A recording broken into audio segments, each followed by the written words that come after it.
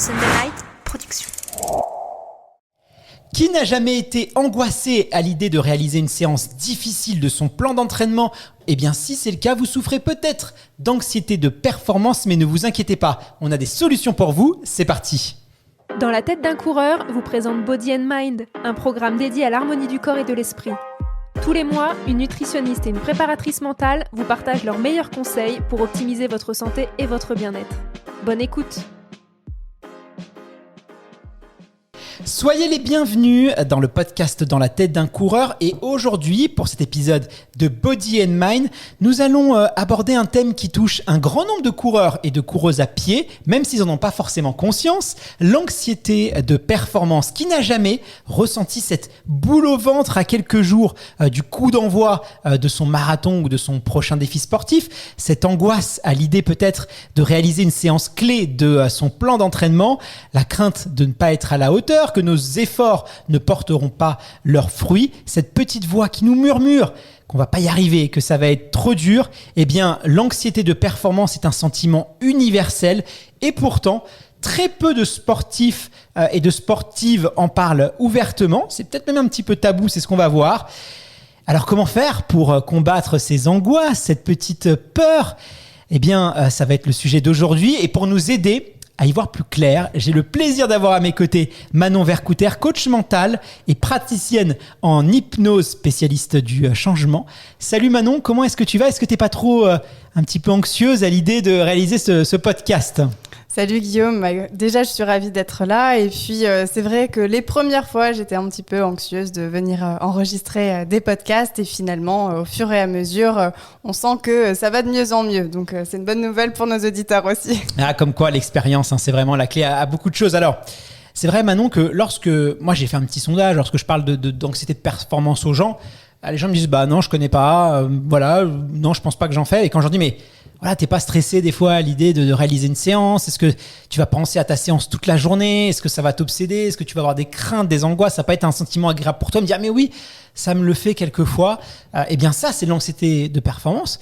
Je pense qu'on en est tous plus ou moins sujets, certains plus que d'autres. Mais c'est vrai que c'est pas forcément... Cette notion-là, elle n'a pas forcément été très théorisée et pourtant, c'est quelque chose qui est très étudié, l'anxiété de performance. Est-ce que tu peux nous donner peut-être une définition plus concrète, plus précise pour qu'on sache de quoi on va parler aujourd'hui ? Oui, tout à fait. Alors, c'est peut-être en fait le terme avec lequel les personnes ne sont pas forcément familières. Néanmoins, c'est un sujet qui peut toucher et qui touche, je pense, nombre de nos auditeurs, peut-être même toi ou moi, Guillaume. En tout cas, ça concerne aussi bien les sportifs aguerris que... d'ailleurs. Que les amateurs, là, tout le monde est vraiment... Exactement. Il n'y a vraiment pas de différenciation à faire à ce niveau. Alors déjà, on va commencer par poser les bases, c'est-à-dire que parfois, cette anxiété de performance, elle peut être confondue avec du stress. Sauf que le stress, en fait, il peut être sain. C'est-à-dire qu'il peut être mu par notre système nerveux et donc il peut être quelque chose qui va nous porter, qui va être motivant, qui est en fait un processus physiologique normal, naturel. Ça peut être également confondu pour la peur de la nouveauté. La peur de la nouveauté, c'est aussi la peur de l'inconnu, c'est-à-dire ce que je ne connais pas. Là, on est vraiment sur une anxiété, un stress qui est déclenché à l'idée de réaliser une performance et du coup de ne pas réaliser une performance qu'on souhaite faire. C'est vraiment lié au fait de se mettre la pression, au perfectionnisme. Au syndrome du bon élève aussi. Exactement. En fait, l'anxiété ou l'angoisse, ça s'appelle aussi comme ça, de performance, c'est vraiment une inquiétude excessive, on est vraiment dans l'excès, qui est reliée à une performance, ici sportive comme son nom l'indique, et donc a fortiori qui est reliée également à la peur de l'échec dont on va parler dans cet épisode. Et donc elle se distingue vraiment par exemple du TAG, qui est le trouble anxieux généralisé, qui est quelque chose de pathologique et médicalement reconnu. Merci pour ces petites subtilités. C'est vrai qu'il ne faut pas confondre le stress avec l'anxiété de performance. Concrètement, si on veut quelques exemples, pour que ce soit concret, en matière de course à pied ou dans notre vie en général, comment ça se manifeste l'anxiété de performance ? Tu peux nous donner des situations comme ça, les auditeurs vont pouvoir se dire « Ah, ça m'est déjà arrivé ou pas ?» Bien sûr. Alors, ce qui est à comprendre déjà, c'est que l'anxiété de performance, elle va se déclencher lorsqu'une personne perçoit, c'est pas forcément réel, mais perçoit une situation comme étant menaçante et qu'il y a donc un décalage perçu entre la difficulté de la tâche à réaliser, donc la compétition, et les habiletés du sujet à accomplir la tâche. Donc il y a vraiment en fait ce décalage-là. Comment elle se manifeste concrètement ? Donc, tout en rappelant qu'il est nécessaire et impératif de consulter son médecin traitant afin d'établir un diagnostic, voici quelques exemples qu'on peut vous donner. Déjà physiquement. Ça va être le fait de ressentir de l'angoisse à l'issue de faire la course. Peut-être des tremblements. On va se mettre à trembler sur la ligne de départ. On va avoir des difficultés un petit peu à respirer, à parler. On va avoir le cœur qui s'emballe. On va avoir une augmentation de la transpiration, une augmentation de la chaleur corporelle alors qu'on ne s'est pas encore mis à courir. Il peut y avoir aussi des troubles digestifs, des maux de tête, voire même des tensions musculaires. Tout ça, ça peut aller jusqu'à la nausée, à la sensation, vous savez, de bourdonnement dans les oreilles comme on a juste avant de s'évanouir. Et ça peut d'ailleurs aller jusqu'à des sentiments qu'on appelle de déréalisation ou de dépersonnalisation. Donc ces impressions qu'on est un petit peu dissociées, qu'on est là, mais en même temps pas là. Et puis mentalement, ça parlera, je pense, à nombre de nos auditeurs. Donc toujours garder aussi l'idée que ici on ne pose pas de diagnostic et que c'est pas un diagnostic qui est fait, mais mentalement on peut avoir une forte appréhension à l'idée de faire la course. On a peur de se sentir jugé. On va se dire qu'on ne va pas y arriver. Le dialogue interne est très très négatif et en fait on se fait des scénarios catastrophes tout seul. On n'est jamais branché sur les scénarios positifs. Et donc tout ça, forcément, ça va amener émotionnellement un sentiment d'inefficacité, peut-être de fatigue. On est dans la peur, le stress, les tensions. Et en comportement, donc dans les actions concrètes, ça va pouvoir amener en fait parfois, ça peut aller jusqu'à l'évitement de certaines situations. C'est-à-dire, en fait, j'ai tellement d'anxiété, tellement de peur que du coup, je vais pas y aller. Donc, je vais pas me présenter à la course. Je ne vais pas me présenter à l'entraînement. Vraiment, on va être dans la fuite. Parfois, ça va être aussi des difficultés à se concentrer, à comprendre, à intégrer ou à retenir certaines informations, par exemple, pour le plan d'entraînement. Hyper intéressant. Alors, je pense qu'il faut prendre conscience qu'on a tous plus ou moins de l'anxiété de performance. Tu l'as dit, c'est quelque chose qu'on retrouve et c'est quand même assez rare, aussi bien chez les athlètes de très haut niveau que les athlètes amateurs.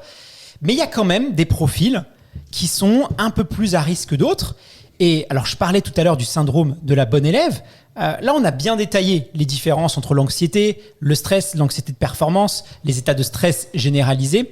Il y a des gens qui sont un peu plus prédisposés. Et souvent, ces personnes-là, c'est des gens qui aiment bien respecter les consignes, qui aiment bien faire, qui aiment bien avoir de la maîtrise sur les choses.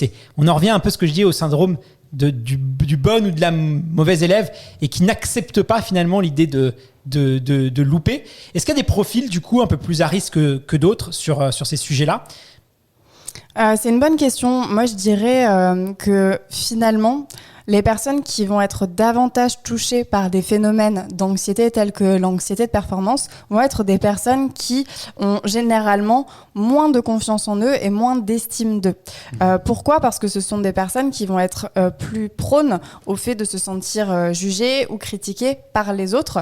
Et on en parlera un petit peu plus tard dans ce podcast, le phénomène de la comparaison et de l'anticipation aussi, de la peur du jugement, qui est fortement relié aussi à la peur de l'échec.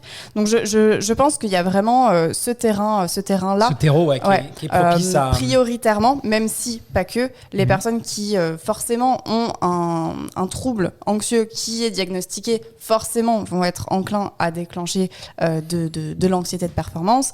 Ça peut être également dans des contextes nouveaux. C'est-à-dire, c'est la première fois que je vais faire l'UTMB ou c'est la première fois que je vais faire les diagonales des fous, la première fois que je vais faire mon semi-marathon, en fait. Tout ça, ça peut générer aussi cette anxiété de performance, surtout s'il y a des conditionnements qui sont reliés à ça. C'est-à-dire, par exemple, si on perçoit qu'il y a l'attente du conjoint ou l'attente du coach à qui on veut faire plaisir et qu'on rentre en fait dans ces schémas-là. On développera un peu justement chaque chose qui peut amplifier ce phénomène-là. L'anxiété de performance, donc on l'a vu, ça peut être aussi très éloigné de la compétition. C'est-à-dire qu'on peut avoir l'anxiété de performance 3 mois, 4 mois avant son trail, avant son marathon. On a une séance le soir, on va y penser toute la semaine de cette fameuse séance-là. Donc on se rend compte que c'est pas comme le stress, c'est pas quelques secondes, quelques minutes avant son départ, mais c'est très en amont des fois de l'objectif. Et c'est comme ça aussi qu'on peut différencier entre stress et anxiété de performance. C'est quelque chose qui va nous habiter, qui va presque nous obséder. Moi, j'ai déjà entendu des témoignages d'auditeurs qui m'ont dit, voilà, moi j'avais cette séance, j'en ai pas dormi la nuit la semaine d'avant. Du coup, on sait qu'il y a la récupération, donc on va voir que c'est un cercle vicieux. L'anxiété de performance, c'est quelque chose assez tabou, on l'a dit en introduction, moi j'ai l'impression en tout cas, peu de coureurs en parlent. Pourtant, c'est un phénomène très étudié, notamment chez les psychiatres et les psychologues depuis des dizaines et des dizaines d'années. Ça fait même, je crois, depuis les années 60 qu'on observe l'anxiété de performance, mais notamment dans le cadre plutôt des études. On parlait dans les bons élèves, plutôt les étudiants, c'est quelque chose qu'on retrouve ça. Et finalement, c'est très présent au monde de l'école, où là, on en parle, les gens sont accompagnés, les parents sont sensibilisés de plus en plus. Mais on le retrouve aussi beaucoup dans le domaine du sport, dans le domaine de la course à pied, dans les sports individuels. Ça, vraiment, le sport, comme l'école, c'est fertile. C'est le terreau pour favoriser l'anxiété de performance. Oui, je suis totalement d'accord. Et ce que tu disais justement sur le distinguo stress, anxiété de performance, à noter, comme on l'a dit déjà, que le stress à la base est un processus physiologique du système nerveux qui est sain et que donc toute anxiété de performance est du stress, mais tout stress n'est pas anxiété de performance. Également, concernant ce terreau fertile, les études qui ont été menées dans le domaine donc, scolaire, qui est translaté également dans le niveau du sport, on le retrouve aussi parfois moins étudié, mais néanmoins dans les faits, dans le domaine aussi professionnel. Vous savez, ce stress de réussir une présentation, une conférence très importante, de réussir un entretien, etc. Et par rapport au niveau du sport, après, c'est vraiment mon avis personnel, mais ça me semble assez évident, en fait. Dans le monde du sport, quand l'on soit athlète professionnel ou pas, on fonctionne à l'objectif, on fonctionne à la performance. C'est même la valeur première, c'est la monnaie un petit peu de cette discipline. Et donc, le même concept, en fait, d'une course ou d'une compétition inclut forcément des critères qui vont générer de la performance. Donc, tout autant qu'un examen scolaire ou un entretien professionnel. Oui, donc c'est ça, c'est le point commun. Exactement. Et en fait, dans la course à pied, on en a déjà beaucoup parlé et dans d'autres podcasts également. Il y a vraiment cette idée de challenge, de défi personnel, à la fois physique, mais parfois aussi mentaux, le dépassement de soi. On en parle beaucoup en course à pied. Quelles que soient les raisons, les motivations, les objectifs, on l'a dit, ça peut être pour un 10 km, ça peut être pour la diagonale des fous. Peu importe, en fait, chacun a sa relation qui est très particulière à la course à pied. Et en fonction de ce lien, notre fonctionnement interne va être plus ou moins sensible à cette anxiété de performance, qu'on en soit conscient ou pas. Bon, c'est hyper intéressant et on va rentrer un peu plus dans le cœur du sujet d'aujourd'hui. J'imagine qu'il y a quand même des mécanismes sous-jacents qui sont propices au développement de l'anxiété de performance. Tu nous parlais tout à l'heure de la confiance en soi et l'estime de soi. Je rappelle que c'est deux éléments différents, il ne faut pas les confondre. On peut avoir beaucoup de confiance en soi et une très mauvaise estime de soi, et inversement, une bonne estime de soi et peu de confiance en soi. Donc on a fait un super épisode, c'est l'un de mes épisodes préférés de Body and Mind, justement sur la confiance en soi. Moi, j'ai beaucoup appris. Donc vraiment, je vous invite, il sera très complémentaire. Ça va être intéressant. Mais il y a aussi, et voilà, dans l'anxiété de performance, cette peur que tu as parlé, c'est surtout la peur de l'échec. La peur de ne pas y arriver, syndrome du bon élève, on en revient. Je vais pas y arriver, je vais me tromper. On sait dans le milieu scolaire, par exemple, en Asie, l'anxiété de performance, c'est un trouble qui est extrêmement répandu parce qu'il y a beaucoup de pression des parents. Il faut qu'ils réussissent les écoles et là-bas, ils sont tous malheureusement soumis à ça. Il y a la peur de ne pas y arriver, de ne pas être à la hauteur. Ça, c'est un lien direct avec l'anxiété de performance. Oui, tout à fait. C'est vraiment le lien direct. En fait, c'est un point de convergence logique finalement. C'est-à-dire qui dit performance sous-entend nécessairement d'une certaine façon la notion d'évolution, donc de réussite, d'amélioration ou non. Et donc, ce que certains vont appeler du coup l'échec ou la dépréciation des performances. Donc, en fait, la peur de l'échec elle-même, c'est un phénomène qui peut être relié après à plein d'autres choses. Le système de croyance, la systémie, etc. etc. Donc, c'est à la fois lié et en même temps différent. Mais forcément que cette notion de performance est reliée à l'échec. Ça, on va toucher vraiment le fond du problème. Et je pense que nous, en France, malheureusement, où on a dans le système éducatif scolaire français, où vraiment, si on se trompe, on est pénalisé. Si on se trompe pas, on a des bons points. Il y a un peu moins maintenant parce qu'on a la culture anglo-saxonne où on sait qu'il faut faire des erreurs, il faut tomber pour se relever. C'est l'apprentissage aussi. Mais c'est vrai que nous, on a un peu moins cet héritage-là. Et donc forcément, erreur, je n'y arrive pas, négatif. Alors que finalement, très limitant. Voilà, c'est hyper limitant alors que c'est ça. Donc évidemment, j'imagine que l'échec si on veut travailler sur son anxiété de performance, ça va être déterminant. Je ne sais pas si tu veux rajouter d'autres points sur ça, mais là, on touche du doigt vraiment le fond du problème. Exactement. Et en fait, moi, il y a quelque chose que je trouve particulièrement intéressant dans la peur de l'échec. C'est un partage qui me vient, que j'ai rencontré plusieurs fois en séance. En fait, j'ai accompagné des personnes qui venaient justement pour la peur de l'échec. Vraiment cette impression qu'ils avaient de toujours s'auto-saboter. Et en fait... Pour ceux qui m'écoutent un petit peu et qui me connaissent un petit peu, moi, l'autosabotage, ça n'existe pas vraiment. C'est-à-dire qu'à partir du moment où je mets en place des actions qui ne contribuent pas à l'objectif que je m'étais posé mentalement, c'est que inconsciemment, il y a une autre attente qui est opposée à l'attente consciente. Et donc, vu qu'on a 95% de fonctionnement inconscient, c'est donc forcément les 95% qui, entre guillemets, gagnent la bataille. Donc finalement, ce n'est pas de l'autosabotage, c'est simplement la partie inconsciente qui a exactement ce qu'elle voulait, sauf que parfois, on ne sait pas exactement ce qu'elle veut. Et on se dit, pourquoi je voudrais échouer ma course ? Et en fait, dans ces personnes que j'ai accompagnées, la peur qui causait l'autosabotage, entre guillemets, c'était pas celle de l'échec, qui venait renforcer la croyance « je n'y arriverai pas, je suis nulle », mais c'était la peur de la réussite. Vous allez me dire, ok, c'est hyper bizarre. Ça c'est intéressant parce qu'il y a la peur de la réussite, et ça, je sais que chez des athlètes de très haut niveau, tu peux l'avoir. Si je réussis, si je gagne cette course, tu sais, on dit souvent, c'est que en 3 secondes, c'est passé ce que j'ai essayé de faire en 10 ans. Donc il y a vraiment une bascule, ta vie va changer. Tiens, je gagne un titre de champion du monde. Alors, Pierre-Ambroise Boss, PAB, champion du monde, on a vu sa carrière jusqu'à son titre de champion du monde sur 800 mètres. On a vu ce qu'on a découlé, on a vu les conséquences que ça a pu avoir. Donc ça a de l'impact qui peut être positif ou négatif. Mais à un moment donné, un titre, un résultat, une atteinte de performance va générer un après. Et cet après peut aussi faire peur. Exactement. Et ça, en fait, c'est très difficile à conceptualiser et à anticiper consciemment. Parce qu'en fait, très souvent, de ce que j'ai pu observer, encore une fois, dans mon expérience pro et perso, c'est que la peur de la réussite, elle peut être aussi responsable de ces manifestations d'anxiété de performance. Parce qu'en fait, il y a une part de nous qui souhaite réussir, souvent la partie plutôt consciente, mais l'inconscient, il a trop peur de performer selon ce que lui a associé à la réussite. Et ça, c'est très intéressant, c'est qu'est-ce que vous, qui êtes en train de nous écouter, vous associez à la réussite. C'est quels mots qui vous viennent en tête ?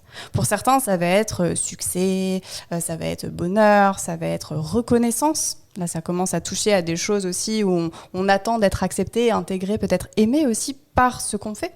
Mais pour certains aussi, ça va être associé au changement, à l'inconnu. Et donc, changement et inconnu dit perte de contrôle. Et ça, c'est très, très, très difficilement acceptable, surtout dans le monde du sport et pour les athlètes. Des fois, il y a des grands objectifs. Faire un marathon, c'est mon défi d'une vie. Faire l'UTMB, c'est le défi de ma vie. On centralise beaucoup. Et du coup, il y a peu, comme tu dis, le cerveau est complexe. Donc, on peut se dire finalement, il y aura peut-être une perte de sens. Qu'est-ce qui va se passer après ? Et donc, on peut comme ça se saboter. Donc, c'est intéressant d'avoir ça. On en revient un peu à ce côté d'anticiper les choses.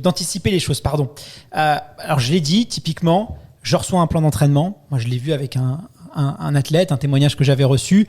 Il est allé chercher les séances les plus dures, alors qu'il n'est pas encore prêt. Et il a même réalisé les séances les plus dures avant de commencer son plan d'entraînement pour se rassurer sur le fait qu'il était capable. Donc là, le système de pensée, il est quand même compliqué parce que il faut se rendre compte que quand on fait ça, on va générer... Déjà, on n'est pas forcément prêt parce que cette séance, si elle est faite à 8 semaines, vous allez progresser de 0 semaine à 8 semaines. Donc, cette séance, elle est programmée tout en sachant que vous allez progresser, vous allez avoir une marge de progression. Donc, vous n'êtes déjà pas capable au jour J de le faire. C'est le principe de l'entraînement. Voilà. Sinon, il n'y a pas besoin de plan d'entraînement, c'est déjà capable de faire les choses.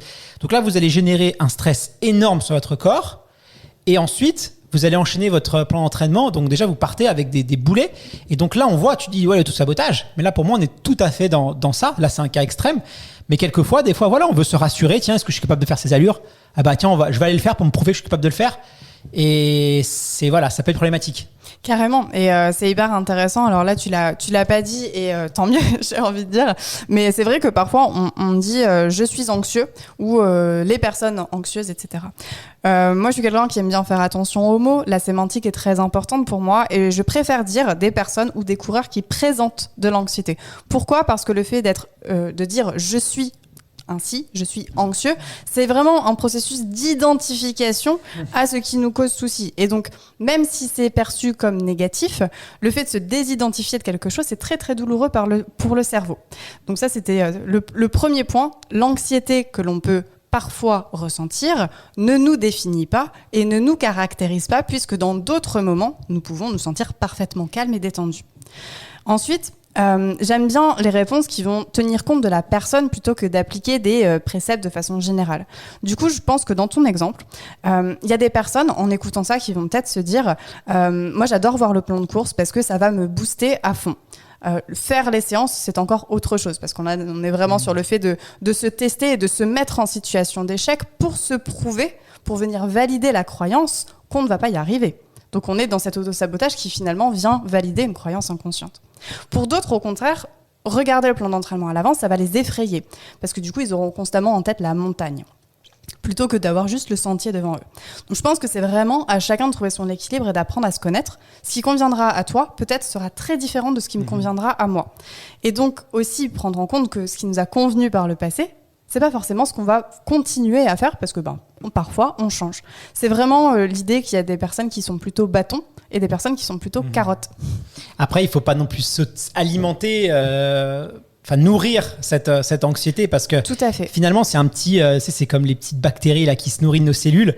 L'anxiété de performance, elle aime bien ça, elle aime bien quand on reçoit une séance dure, elle aime bien quand il y a tu vois, elle va se nourrir de ça. Donc essayons quand même de pas l'alimenter.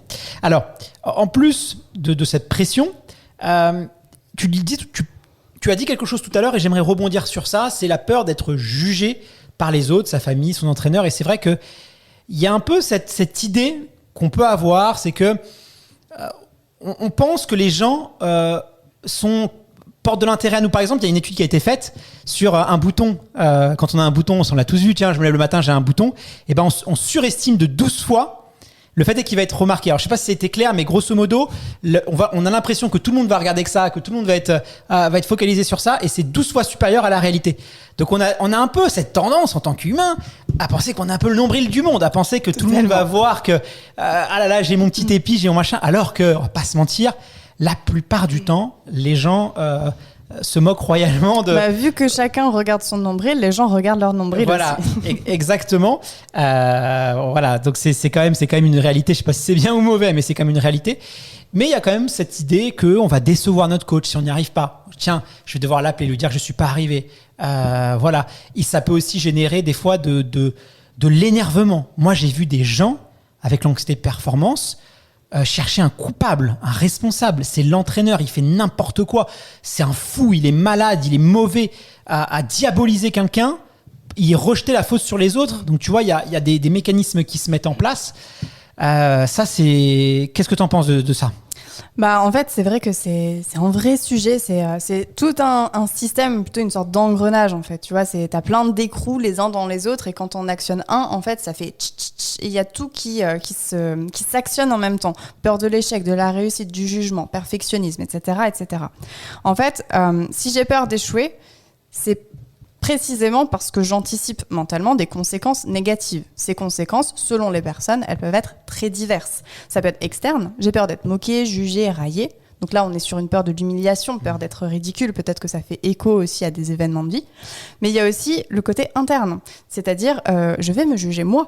Et encore plus intensifier ce dialogue interne négatif qui va venir valider toutes les croyances limitantes, toutes les croyances un petit peu pourries que malheureusement, parfois on entretient malgré nous chez nous.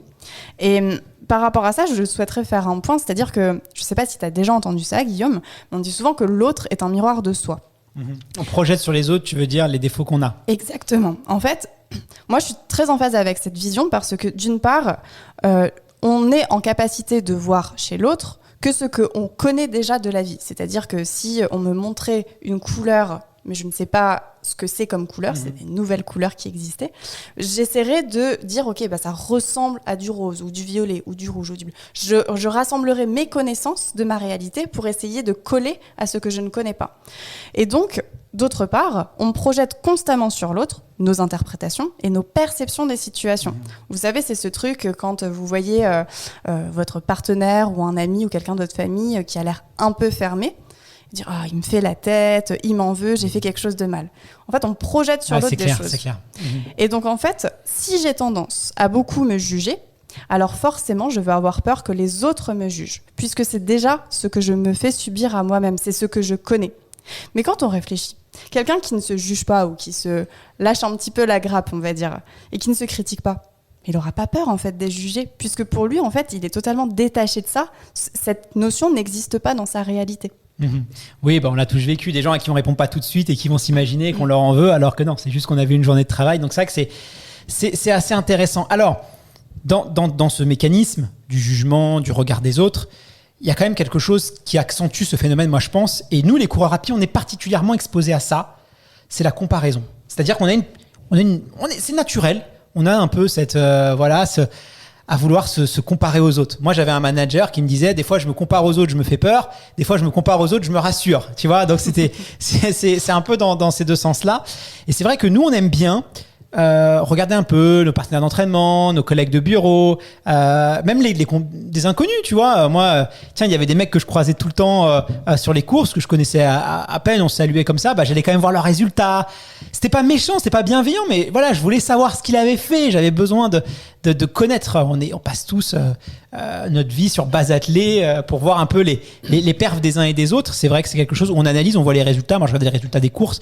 Tiens, je le reconnais, lui, il est là, il a fait ça, il a fait ça. Voilà, et ça, nous les coureurs à pied, on est très sujets à ça. Est-ce que cette manie un peu de vouloir un peu se comparer, de vouloir un peu voir ce que les performances des uns et des autres, est-ce que ça peut être accentué ce phénomène ? Totalement, en fait. Encore une fois, simple logique. Le mécanisme de comparaison, il intervient souvent quand une personne se sent un petit peu soit manque d'estime d'elle-même, soit manque de confiance en elle, soit est déjà sujette au stress. Et donc, du coup, vu qu'elle est en indécision, par rapport à elle-même, elle va se brancher, entre guillemets, sur l'extérieur pour se comparer. Donc ça peut être comparer sa valeur en tant que personne, en tant qu'athlète, mais ça peut être aussi au niveau des perfs. Et ça peut être par rapport, en fait, à tout un tas de choses qui sont présentes dans le sport et ailleurs. Et donc, il y a vraiment, en fait, cette notion de se comparer où c'est très intéressant ce que tu as soulevé, c'est-à-dire que parfois c'est utile, dans le sens où ça nous fait du bien, et parfois ça nous fait vraiment pas du bien. Donc on voit bien que cette différence, le fait d'avoir à la fois ça peut être positif et des fois ça peut être plus négatif, que c'est nous qui sommes responsables de l'intention et de la perception que nous avons de ce mécanisme-là. Mais quand je me compare, c'est que je suis pas mon propre point de référence et donc je me compare à quelque chose qui est extérieur à moi. Mais en fait, on peut pas vraiment comparer le chapitre 5 de notre vie sportive au chapitre 72 du voisin. C'est comme si on essayait de comparer des pommes et des bananes. Bon, ça reste des fruits, comme là, ça reste dans le domaine de la course à pied, mais c'est totalement différent, en fait. Non, mais c'est clair. Et puis en plus, ça n'a pas vraiment de sens parce que, voilà, on a des qualités, on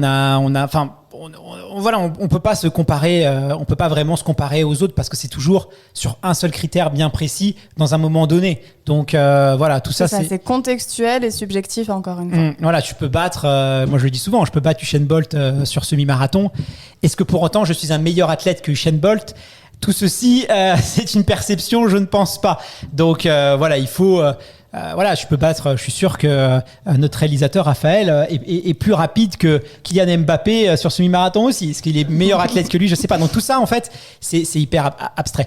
Mais il y a quand même quelque chose qui renforce ça, parce que de ces dernières années, on a quand même vu, notamment Strava. On sait que nous, les coureurs, on aime bien partager nos entraînements sur Strava, nos moments aussi, nos belles photos sur Instagram. On aime bien aussi les chiffres. On aime bien aussi les récits de courses sur Facebook. Les coureurs, ils raffolent de ces plateformes. On va pas se mentir. Les sportifs en général, sur Instagram, il y a énormément de contenu sport, course à pied. C'est évident que les coureurs en raffolent. L'impact de ces applications justement sur l'anxiété de performance, sur notre peur d'être jugé, sur ça c'est important quoi. Moi des fois des gens qui ils ont peur carrément de poster une séance, ça les stresse, ils se disent si je réussis pas les gens vont me juger quoi. Oui, je suis totalement d'accord et c'est vrai que c'est intéressant. Je mettrais pas un bémol, mais en tout cas une précision, dans le sens où, oui, ça touche énormément de coureurs, de sportifs, de personnes, en fait, au sens très large du terme. Néanmoins, c'est vrai que parfois, il peut y avoir aussi, pour les sportifs, surtout de haut niveau, en tout cas professionnels, un aspect, une stratégie qui est aussi marketing.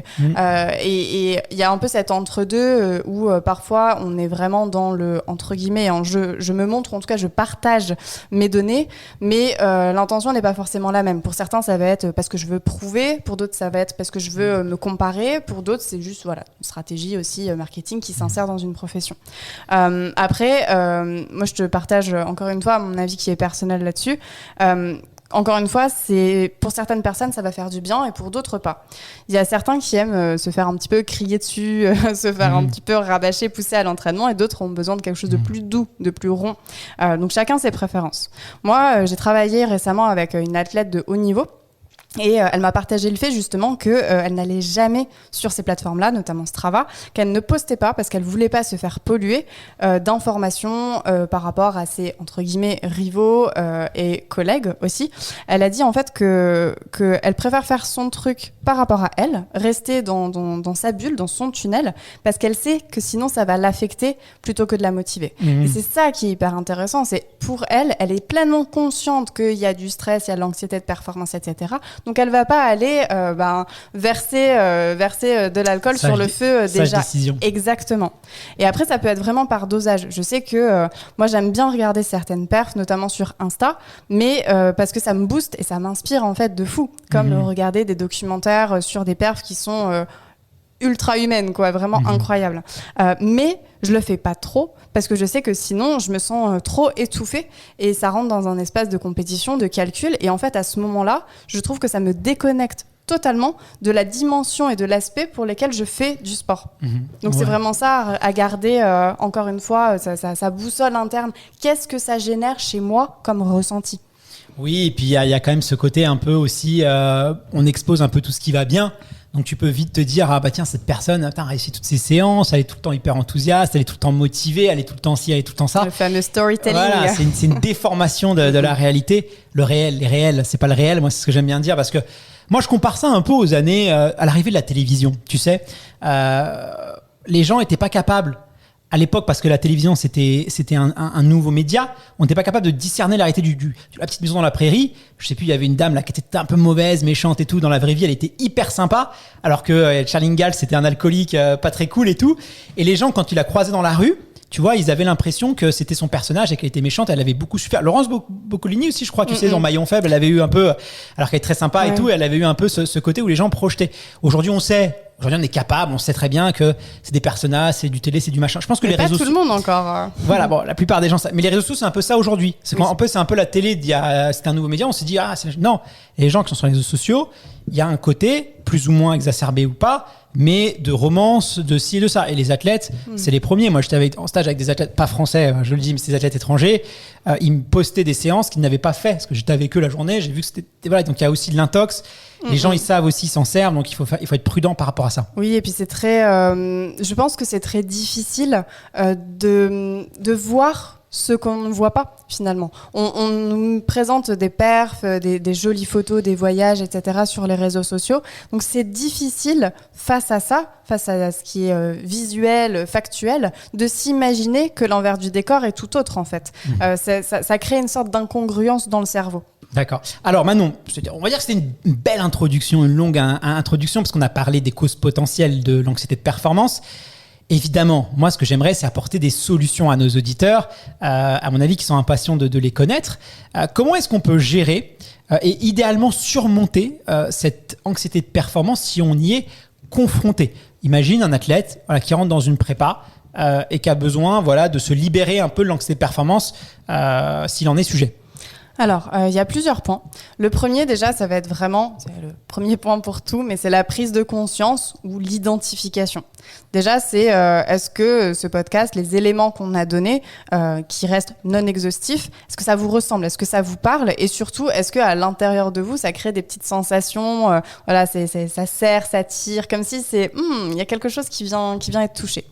Ensuite, vous pouvez aussi en parler à l'entourage pour ouvrir le dialogue. Considérez ce qui peut être mis en place à votre échelle personnelle. Si, encore une fois, on n'est pas dans le domaine médical parce qu'il y a quelque chose qui est urgent. Donc ça peut être de faire de la méditation, faire de la cohérence cardiaque, faire des bains froids, du yoga, tout ce que vous souhaitez. Et puis surtout, c'est commencer, s'il y a quoi que ce soit comme doute, à en parler à un professionnel de santé qui puisse effectuer un diagnostic. Donc il y a des formes notamment d'accompagnement thérapeutique qui sont très très efficaces pour ça. Je vais en citer quelques-unes. Il y a notamment les TCC, thérapie cognitivo-comportementale. Il y a également l'EMDR qui est très efficace pour la gestion des traumas et processer les émotions. C'est pratiqué par des psychologues. Et après, dans des accompagnements plus alternatifs, toujours en complément d'un suivi médical, il y a des outils comme l'IFS ou la TRE, qui est une méthode de relâchement des tensions et des traumas, la sophrologie, le travail somatique, le travail somato-émotionnel et bien entendu l'hypnose. C'est aussi un prisme de lecture parce que je te donne un exemple. Moi, quand tu es jeune, souvent, tu as des perceptions un peu différentes. Par exemple, un gamin qui est en école d'athlé, tu vois, qui a 14-15 ans, je t'assure, quand l'entraîneur il donne des séances dures, les gamins ils sont excités. Ça va être dur, oh, ça va être trop, ça va être trop violent, ça va être trop machin, je sais pas si. Et ils sont hyper enthousiastes et excités à l'idée, tu vois, de réaliser une séance qui va être dure. Vraiment, ça les anime, quoi. Ils pensent à ça et eux, ils y pensent, mais dans l'effet inverse, ils sont comme si tu les emmenais à Disneyland, tu vois. Et en vieillissant, tu vois, j'ai l'impression que ça s'inverse, mais finalement, ce n'est qu'un état d'esprit. C'est-à-dire qu'on peut le voir en disant mon Dieu, je vais pas y arriver chez si c'est ça. On peut se voir en disant ça, c'est une séance de ouf. Peut-être je vais y arriver, peut-être je vais pas y arriver, mais franchement, ça va être une séance de ouf. Si j'y arrive, ça va être un truc de fou, quoi. Donc c'est aussi des fois aussi bête que ça, qu'un processus de pensée. De voir plutôt c'est un peu ballot ce que je veux dire, mais de voir plutôt le verre à moitié plein qu'à moitié vide. Et ça, je pense que c'est important. Tout à fait, en fait. Comme pour tout, la notion de réalité, elle est très subjective, en fait, puisque ce que tu vas voir, ton t-shirt, moi, je le vois plutôt bordeaux, mais certains vont dire c'est plus violet, c'est plus pourpre. Donc, encore une fois, on encadre le réel par nos mots et par nos façons de voir les choses. Pour certains, le verre sera à moitié vide, pour d'autres, il sera à moitié plein. Donc, c'est toujours intéressant de faire de la métacognition, c'est-à-dire qu'est-ce que je pense et comment je le pense. Et donc, du coup, s'il y a une situation qui me crée de l'anxiété, etc., d'accord, est-ce qu'il n'y a pas une autre façon dont je pourrais percevoir cette situation? Et pour ça, pour s'aider, on peut par exemple se dire comment percevrait mon entraîneur de cette situation, comment percevrait cette situation par mon meilleur ami, comment serait perçue cette situation par, je sais pas, Kylian Jornet. Enfin, en fait, essayer de switcher, et plus on va switcher, plus on va créer d'autres options. Et au lieu d'avoir comme 2 cartes dans notre main qui créent une sorte d'alternative, on peut avoir tout un paquet de cartes. Hyper intéressant. Pour celles et ceux qui voudraient peut-être aller un petit peu plus loin dans la réflexion, est-ce que tu as des ressources, livres, podcasts, films, que tu recommanderais à nos auditeurs qui s'intéressent à ces sujets-là? Oui, alors ça, je pense que elles seront bien dans la description. J'ai pas mal de ressources là-dessus, donc je vais en donner juste quelques-unes. Vraiment, le premier podcast qui me vient en tête, c'est Pas de soucis de Camille Tomate. C'est pas spécifique au sport, mais c'est relatif à l'anxiété, aux troubles anxieux généralisés, au système nerveux et au travail somatique. Elle fait un travail vraiment incroyable dans l'explication, la démocratisation, la vulgarisation de ces phénomènes-là. Et déjà, écoutez, c'est très thérapeutique. Ensuite, je vais vous conseiller juste 2 livres. Le premier, ce sera de Gabor Maté, qui est un physicien et un auteur canadien. Son ouvrage s'appelle « Quand le corps dit non », donc, qui rentre aussi dans le sujet du mental versus émotion, etc. Et un deuxième ouvrage de Bessel van der Kolk, qui est un psychiatre américain mais d'origine néerlandaise, qui s'appelle « Le corps n'oublie rien ». C'est un spécialiste en fait du syndrome de stress post-traumatique, professeur de psychiatrie à Boston University. Je mets juste un petit warning, c'est un livre qui va traiter de violence, de syndrome PTSD, de temps de guerre, etc., d'agression. Mais c'est très intéressant, pourquoi ? Pour comprendre en fait les mécanismes de dérégulation du stress dans le corps et de ses conséquences physiques et aussi mentales. Ça, c'est étudié de plus en plus. Notamment avec la théorie polyvagale. C'est-à-dire ? La théorie polyvagale, c'est tout ce qui va être relatif en fait au fonctionnement notamment du système nerveux et du nerf vague, comme son nom l'indique. Il y a encore eu des recherches, il y a très très récemment qui amènent en fait de nouveaux indicateurs sur quelque chose qu'on pensait connaître depuis des années. Donc pour ceux que ça intéresse, ils peuvent regarder les travaux de Peter Levine et de tout ce qui va toucher au somatic experiencing. Désolé, il y a beaucoup d'anglicisme. Non, mais le stress post-traumatique, c'est assez fascinant et on voit même qu'il y a une part de génétique aussi, puisqu'on s'aperçoit, on n'en est pas sûr, mais on s'aperçoit qu'une maman, par exemple, qui a vécu un stress, on l'a vu notamment avec les rescapés d'Auschwitz, où leur enfant, finalement, avait un peu hérité, entre guillemets, de ce stress-là, d'expériences qu'ils n'avaient pas vécues.